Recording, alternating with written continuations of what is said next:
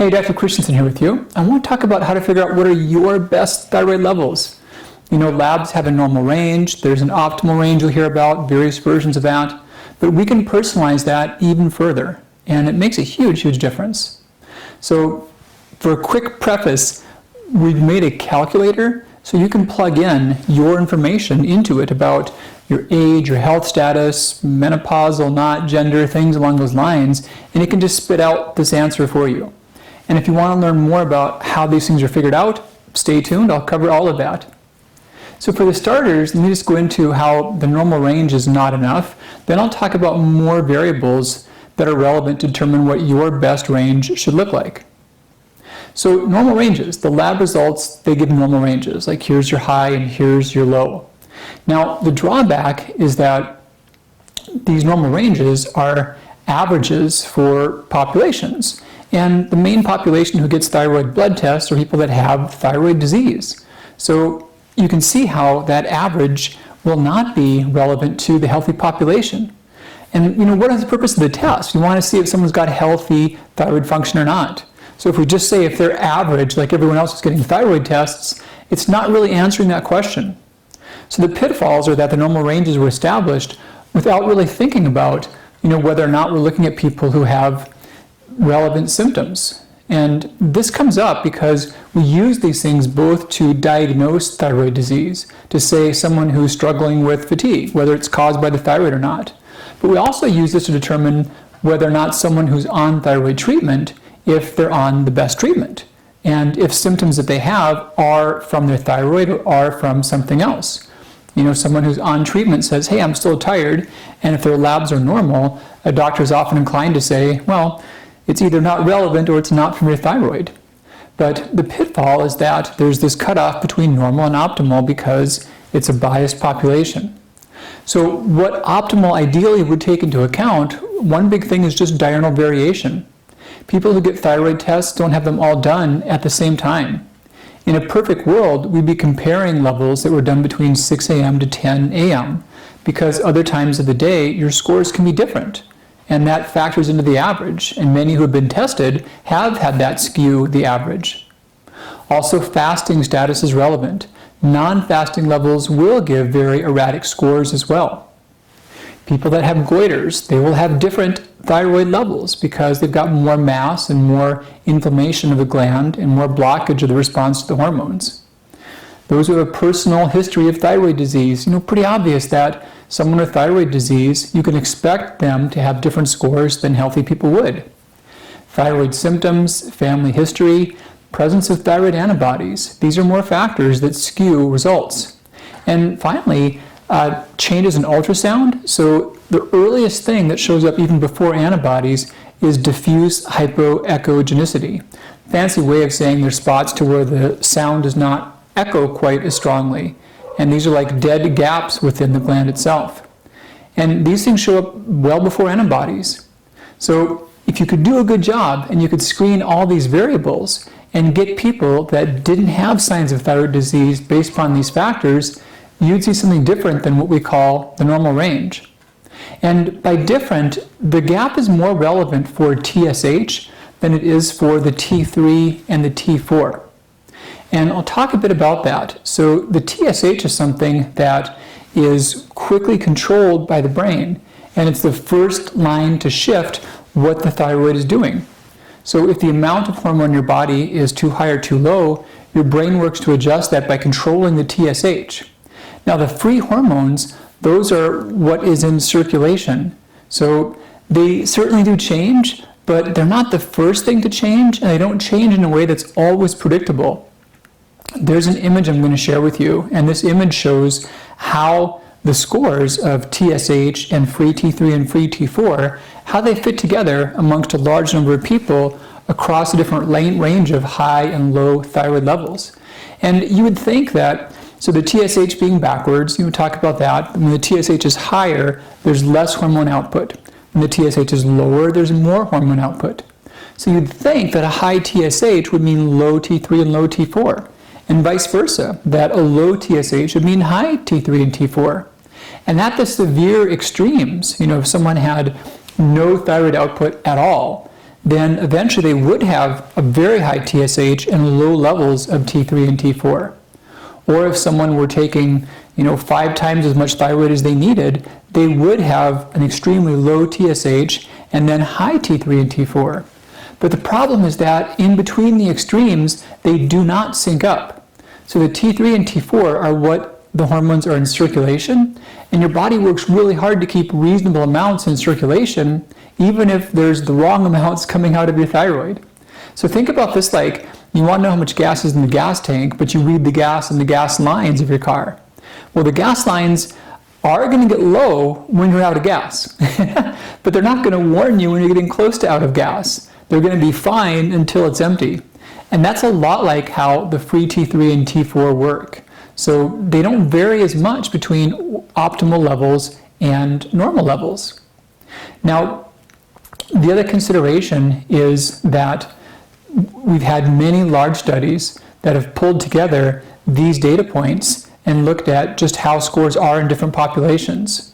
And one is arguing that if you exclude those who have ultrasound signs of autoimmunity or the family history or the symptoms or the goiter, you pull out those whose tests were done when they were not fasting or at the wrong times of day, you see some narrower scores. Now, there's one category where there's very high TSH elevations, and when they're high enough, we generally do see T4 and T3 come down. That's what we call overt hypothyroidism. It's just severe, it's obvious.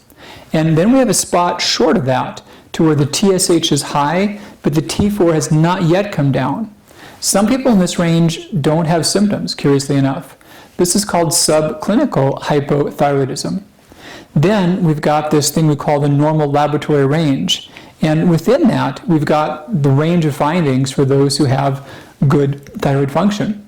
Now, when someone's on thyroid medication, that makes it to where they're expected to have even less variation. So when someone's on medication, we expect even a tighter TSH, probably more like about 0.5 to about 1.9, 2.0 per this study. When we go on the low side, there's a range at where the TSH gets low, but the free hormones do not yet elevate. And that's what we call the subclinical hyperthyroidism. Some don't have symptoms in that state yet, but when we get far enough out to where the TSH is down and the free hormones are up, then we're calling that overt hyperthyroidism. And pretty much all have symptoms. So this compilation of research argued that the normal range is too broad, both to diagnose someone and to say if someone's on the best treatment or not. Those on treatment should see TSH scores between about 0.5 and about 2, and to diagnose people, you've got a little bit more leeway, but not much. So the 0.4 to 4.5 is not as relevant. We saw similar findings on the Turkish TSH study, and I'm sharing an image from that one too. That one showed that in people that are free of thyroid issues, that you'll never really see TSH scores above even 1.9, but still a distribution of free hormones, a lot like what you do on the normal ranges. So now I'm going to dive into figuring out ways to personalize this data even further. That's kind of a general concept about what's optimal. And you're welcome to hang out, join me, and hear it all. And we've got a calculator. So you can plug in your age, your gender, things like that, and it will spit out for you what are your best personalized levels. So you can just know instantly. And it'll talk further about how to make sense of that and really apply that. You can just find out in a moment. So determining your personal best levels, let's think about now, for starters, your gender. So male or female. Now, also we want to think about hormone status, perimenopausal or menopausal. So the relevance about gender is that estrogen has a blocking effect upon thyroid hormone, and it causes TSH to run a little bit higher. Now, we treat patients who are undergoing gender reassignment, and those who are on gender reassignment hormone treatment, the gender that's relevant is the hormone that they are, the gender that they are moving into. So if someone's doing a female to male transition and they're on male hormones, they would be considered male in terms of how that interacts with their thyroid hormones. And vice versa, someone going male to female and they're on female hormones, well, now they've got estrogen. So it's having estrogen that changes that. And that's also why it's relevant if a woman is premenopausal or if she's perimenopausal or menopausal. Once a woman enters into menopause, and assuming she's not on HRT, that will decrease the amount of thyroid hormone binding globulin, which is kind of like a little parking brake that slows down how well your body can use thyroid hormones. So also then being on HRT is relevant. If you're on hormone replacement, that can change your needs and that can cause your scores to deviate as well. Your age, now this is a big thing. So kids have different typical levels than adults do. And in general, they'll run a little bit higher. The closer they get to adolescence and young adulthood, the more their scores do parallel what adult scores are. But between especially adolescence and infancy, they will proportionally have higher TSHs that are normal. And then age on the other end matters too. So those who are over 70, we expect their TSH to be about a point or two higher, and that's healthy. So we think more like about 1 to 3 for that population. Now, adults between like age 19 and 69, so let's say that they have no nodule, goiter, no calcification, no cardiovascular disease, but they do have hypothyroid symptoms. Then we think that 0.5 to 1.9 is a really good range for the TSH. If they have some structural problems, then we're thinking a little lower, more like about 0.5 to 0.9. Another big variable would be pregnancy. So first trimester in pregnancy, your scores run lower. So first trimester down to 0.1 for the TSH is not unusual. And then second trimester down to 0.2 can happen. And third trimester down to 0.3. So during pregnancy, it's common to look a little bit more hyperthyroid, and that's not as unusual and not as worrisome. Now the other thought is if there's structural changes. If someone's had thyroid cancer before, if they have an existing goiter, if they've got some nodules, some calcifications, so then also you can run a little bit lower by about half a point. And the thought there is that the TSH is thyroid stimulating hormone. It's your brain telling your thyroid to work. And it does it by making the gland grow new cells. So if you have unhealthy cells in your thyroid, we don't want them to grow. So that's why TSH should run a little bit lower in those who have structural changes to their thyroid. Other thought we consider is heart disease. So those that have congestive heart failure, those that have atrial fibrillation, those are relevant variables as well. And same thing, we want the TSH to run a little bit higher because thyroid hormones do stimulate your heart. So bear in mind, we also have a calculator. You can plug your data in and find out instantly what are the best things for you. It'll ask you about whether you're pregnant, your gender, your age, various conditions like this, key symptoms, and from that you'll get some answers just like on the spot. So another variable is being on thyroid medications. We expect a narrower range than the distribution for healthy people. And finally, something that's been studied a little bit is ethnicity. It turns out that Black non-Hispanics tend to have lower TSH scores than white non-Hispanics or Mexican Americans. Not known the significance or relevance, but we do see some differences per ethnicity. And we also see that thyroid antibodies are more prevalent in whites than they are in other populations, so they can be more predictive than they would otherwise.